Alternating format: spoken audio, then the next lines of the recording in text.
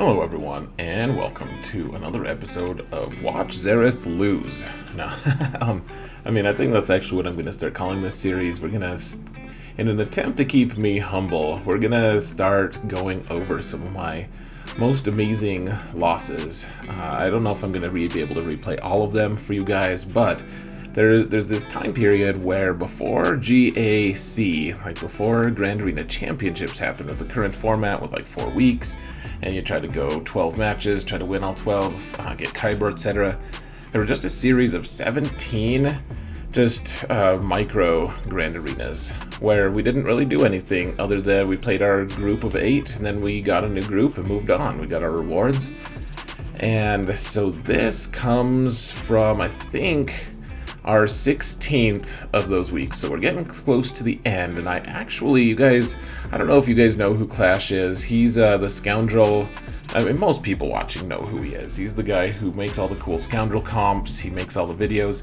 He recently announced his retirement. Now, I didn't realize that I had this video of I got paired against him. I didn't realize I still had this video. I thought that I, for some reason, had deleted it or something.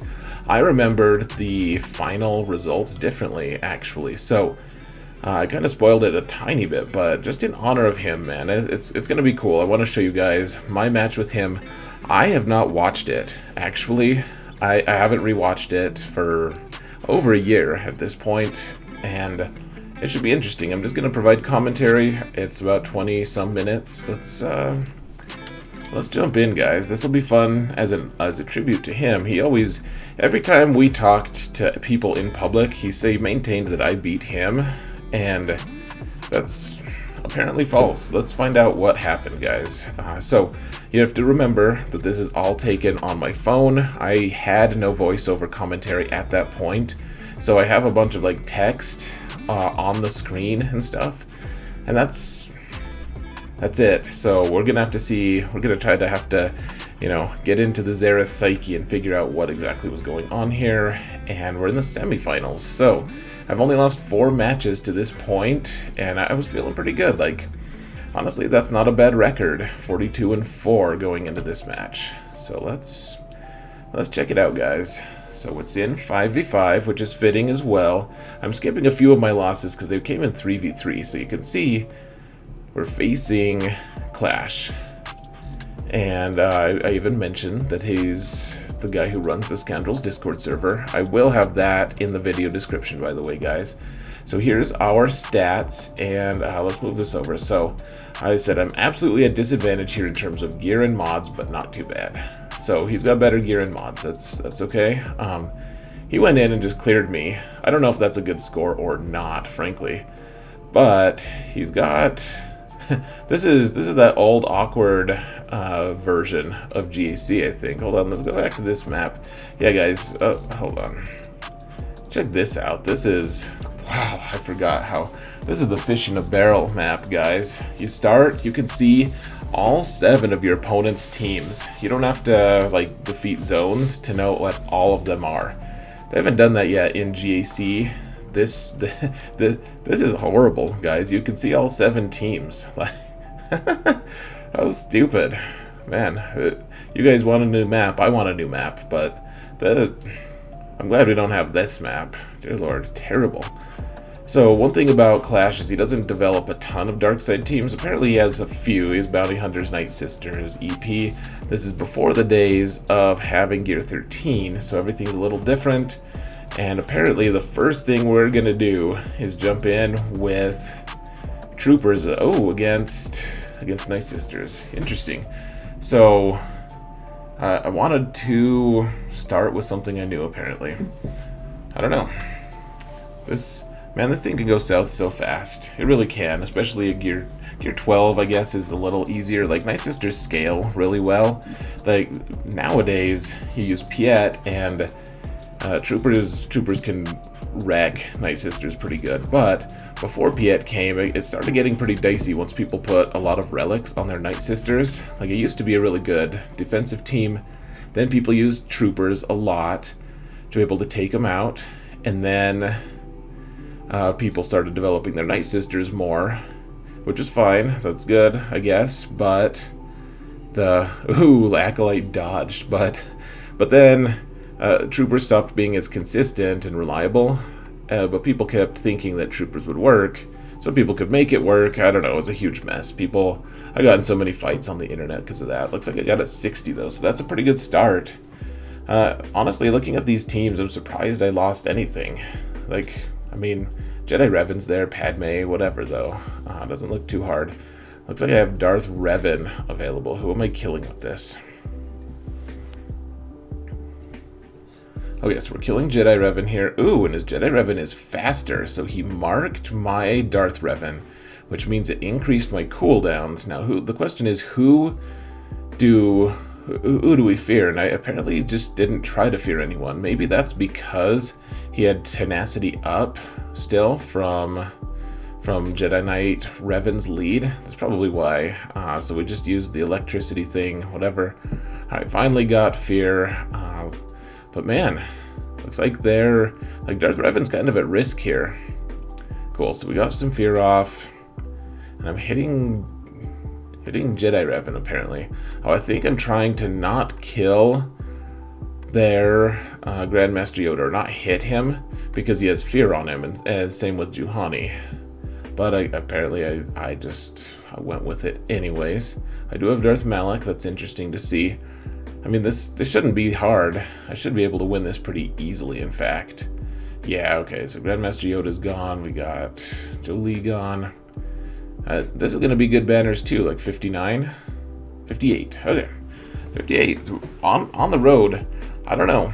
I wish I knew what a good score was back in the day. Back in this weird, stupid, lopsided system. 1673 kind of looks bad, but I don't know.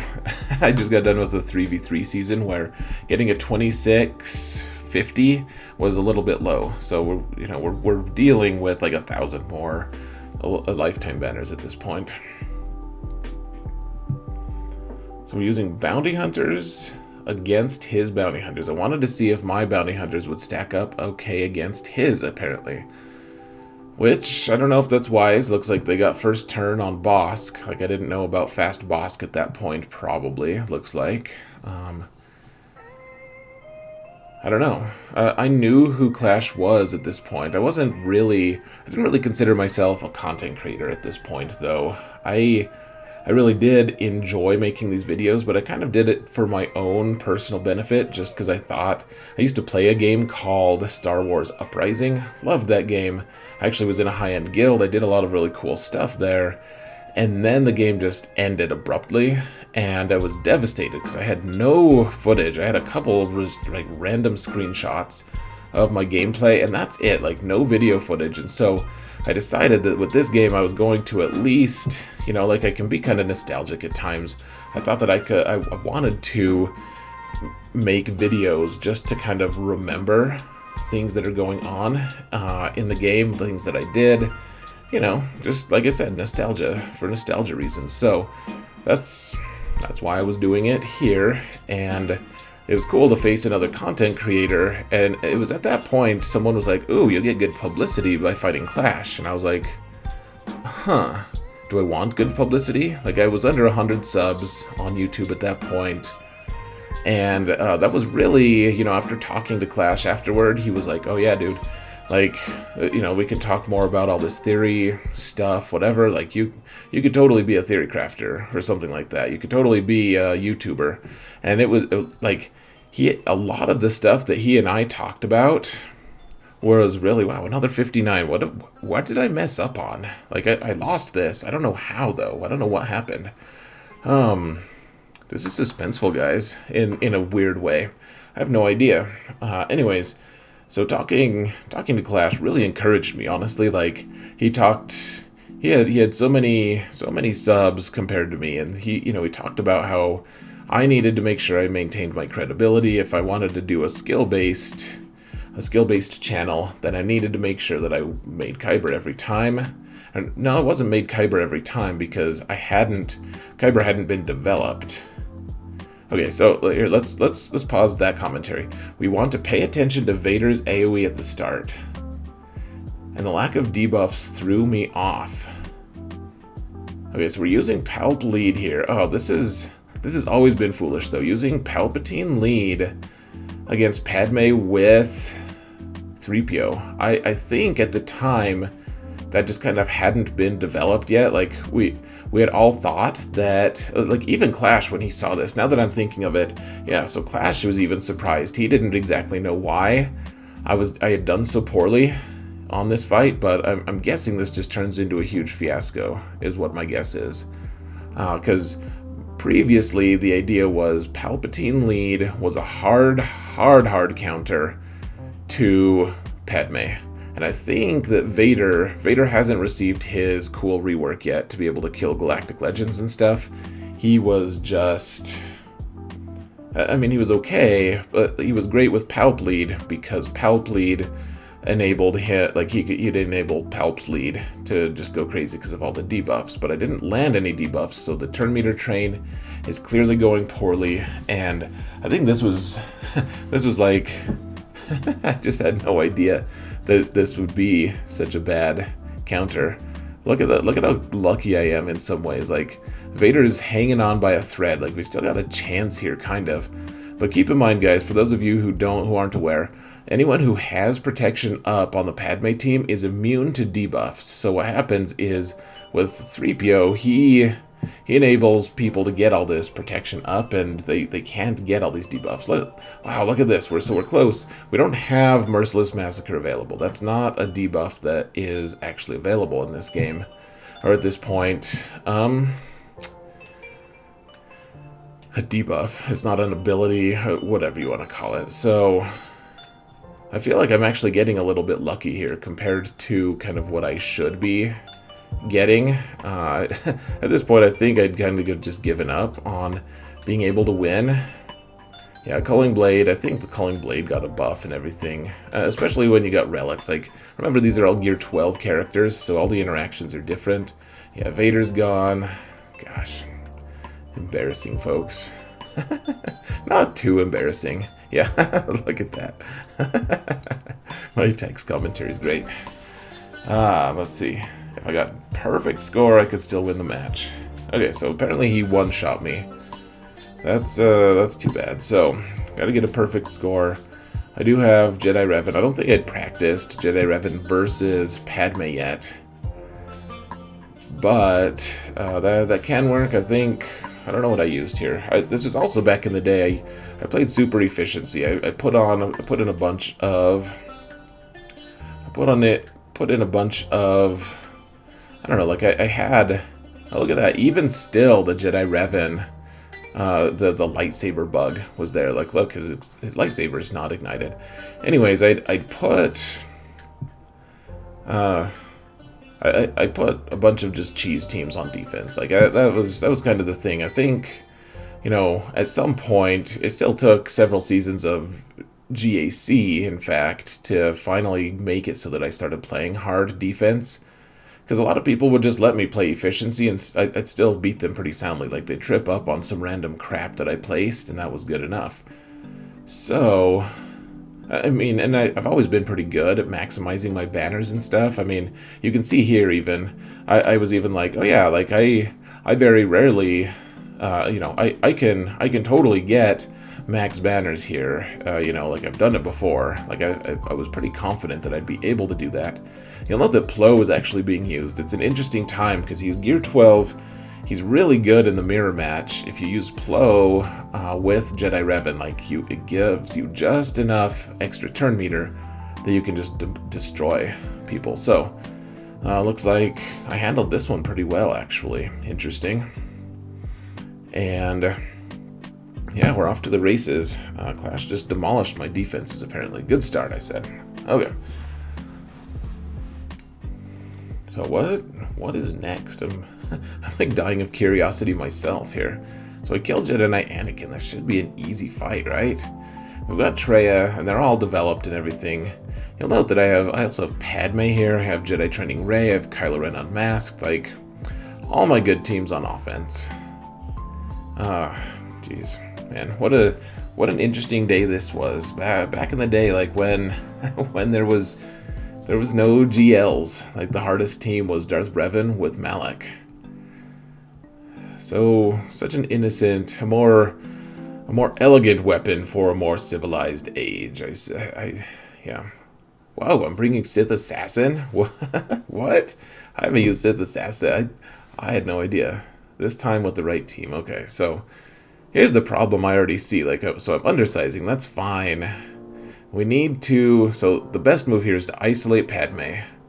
Ooh, but I didn't know that back then. I didn't realize that Padme's lead and the interactions with her unique and everything were what fuels this team. If you put the isolate on Padme, I think we just end this fight really fast.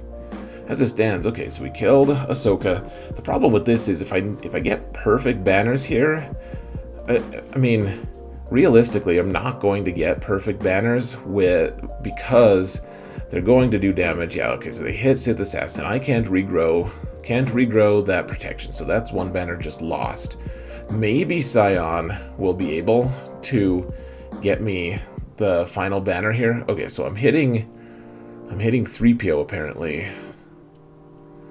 Why am I doing that? I don't know. Why wouldn't I hit Kenobi? Am I hoping I can... Maybe I'm hoping to get bonus protection from Traya on one of my characters in an ill-advised attempt to actually like have full protection on them. That doesn't work, by the way, but I wonder if that's what I'm doing. I don't know.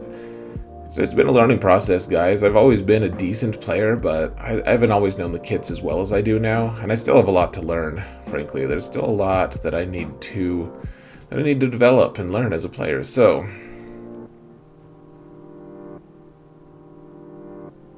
I don't know. How'd we end up doing here? Like, I know right now I shouldn't be risking anymore. 38. Still in it, barely, I said. Wow, I need to get really good banners then, damn. If I get 58 and it's still like... I'm like, wow, that's bad. Okay, so he's got Chewie lead. Like, he's got the Clone Wars Chewie lead. That's kind of one of his signature teams. And... he's championed it forever. He's always said that it's a really good team. And I think we only have 2 teams to kill left. We've got that and something. I don't remember. Ooh, a Gear 12 Ayla is making an appearance. Why did I take Ayla here? Who am I fighting? I need 59 banners average on each of my final 3. And I brought Padme here. Interesting. Especially a full Padme squad. Like... I don't know. This seems unwise to me, frankly. Gosh. Okay, so I got the Dispel here. Need to kill Vander as soon as we can. Okay, so he's gone. We've got bonus protection everywhere. We've got to kill Clone Wars Chewie because he's taunting. And now Zalbar, he does his AoE, but... Okay, so Ayla's costing us banners. Ahsoka's costing us banners. Yeah, okay, so I did the Dispel move with GK. That was good. So I'm playing okay. I think bringing Ayla was a poor move, though. I think that cost us a banner instead of gaining us a banner back. I've always been afraid of undersizing, but I feel like this was a little rash. Like, taking a full squad, I think maybe I let Clash's Legend get to me, and I was like, oh, maybe this team is actually good. In reality, it never has been super good especially against like efficiency players. I know that you get holds with it against unwary players, but my comment, well, but I don't know. Look at that. He has Gamorrean Guard and Wampa on this weird Karth team. What a legend, man. He's all the scoundrels. Put Gammo Guard on here and I'm gonna lose. This is interesting. Okay, so First Order are great at regenerating our total protection and stuff. This was back before we had the Resistance Hero Bros, so like my Jedi Training Raid team could beat this team pretty easy, but one AoE from Wampa would probably end it for me, so that's probably why I'm doing it this way. Okay, so stun Wampa, that's probably wise. Do the AoE to feed turn meter, that's good. And now we probably just want to kill, I don't know, like, should we be killing Wampa? Oh, I should have done a stun there on Canderous is what I should have done. Or on T3, in fact. Alright, so they're stealing. Oh. Alright, well. Goodbye, First Order Officer. Damn it all. Wow. Yeah. Need more control here. And they just killed... They snuck one in. Even though I had 2 tanks, T3 was able to dispel at the wrong time, and... Yeah. Dear Lord. Still gotta finish it, though. Yeah, dude. Canderous has always been able to do a lot of damage if you do it right. Him with Karth, he's always been the scariest one with Karth, honestly. He's always the one I kill first. People try to kill Mission. I'm like, stun Mission, put her in timeout forever, and then kill Canderous. He's the one who's gonna kill your team, or at least kill your banners, because he has his AoE, has his triple tap shot, and if he's relicked, man, he can really go to town. So, if only Gammo Guard was a little stronger, we could actually tank. We could wait for a while, stall. Can't mathematically win now. After getting a 56. And that's just how bad my defenses were back then. Gosh, Clash just wiped me out. I put a pretty decent defense down. He put a lot of meta teams there and made me lose some banners. So, alright, I've got a fleet. We gotta still clear, at least. What will happen?